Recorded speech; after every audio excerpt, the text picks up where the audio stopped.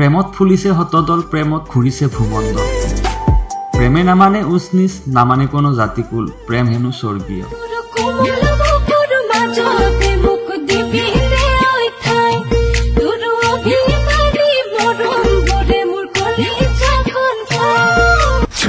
হাজত পৰ্টেলৰ সাংবাদিক জেহেৰুল ইছলামৰ নিলজ্জ কাণ্ড সৰস্বতী পূজাত পলুৱাই লৈ গ'ল এটি কন্যা শিশুৰ মাতৃ এই সন্দৰ্ভত ভুক্তভোগী কাদুছ আলীয়ে ৰামজী আৰক্ষী চকীত মহিলাগৰাকী আৰু জেহেৰুল ইছলামৰ বিৰুদ্ধে এজাহাৰ দাখিল কৰিছে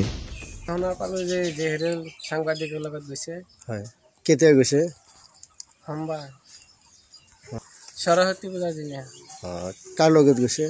জেহেৰুল সাংবাদিকৰ লগত যোৱা বুলি ৰাইট হৈছে তেওঁৰ ঘৰ ক'ত বাদালপাৰাত পঞ্চায়তৰ ওচৰত হয় নাম হামিদা খাতুন কিহৰ কাৰণে কৈছে গম পোৱা নাই মোক আৰু মোৰ ছোৱালীক মই দোকানত যাম আৰু ছোৱালীটোক কৈছে তোমাক খুৰাৰ ঘৰত লৈ যোৱা যাব খুজি আছে তাক ঘৰত লৈ যোৱা পিছে মোক আৰু ছোৱালীটোক আগবঢ়াই দি পেলাই ঘৰত গুচি আহিছোঁ ঘৰত গুচি আহিলে মইতো আৰু গম নাপাওঁ কি কৈছে না কৈছে মই দুপৰীয়াই ফোন কৰিছোঁ ফোন কৰাৰ মোবাইল ছুইচ অফ কৈছে এতিয়াও ছুইচ অফ এতিয়াই ছুইচ অফ এতিয়া কিবা সম্ভেদ পাইছে নেকি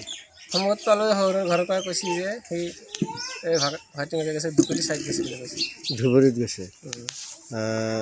দিৱস কৰিছে কেতিয়া কৰিছে দিৱসটো ৰাতি হয় এতিয়া আপুনি কি বিচাৰে মই বিচাৰোঁ মোৰ বস্তু পাতি কিলা লৈ গৈছে পইচা লৈ গৈছে কিমান টকা লৈছে টকা ঘৰত আছিল আপোনাৰ 30,000 মান আৰু ধাৰত দিছিল সেইবিলাক উঠাইছে আৰু এক জেগাত পইচা আছিল 23,000 সেইখিনি উঠাই লৈ গৈছে মুঠৰ পৰা কিমান টকা লৈছে মুঠৰ পৰা আপোনাৰ 30 আৰু সেইফালে 23 গৈছে বহুত বেয়া কাম কৰিব আৰু আমি শুনা মতে ৰতনপুৰ দুই জায়গাত হি এনেকুৱা অৱস্থাৰ কাৰণে মাৰ খাইছিল তাৰ আগতো নিউজ হৈছিল এনেকুৱা যি মাৰ খোৱা 2 নম্বৰ ভেলকাৰত এনেকুৱা কৰিছিল মেলপাৰাত এনেকুৱা কৰিছিল ইয়াৰ বহুত অপকৰ্ম তাৰ আগত আমি শুনা পাইছোঁ আৰু এতিয়া বাস্তৱত আমি যেটো চাইছোঁ এটা মানসিকতা ৰোগী হৈ আছে তাক ভাল কৰিবৰ কাৰণে মই অতি সোনকালে আমাৰ ৰাইজ প্ৰশাসনক মই অনুৰোধ জনাইছোঁ তাক মেইনটেইনলি ঠিক কৰি দিব লাগে তাৰ ব্ৰেইনত কি হৈছে তাৰ ব্ৰেইন ঠিক কৰি দিব লাগে মই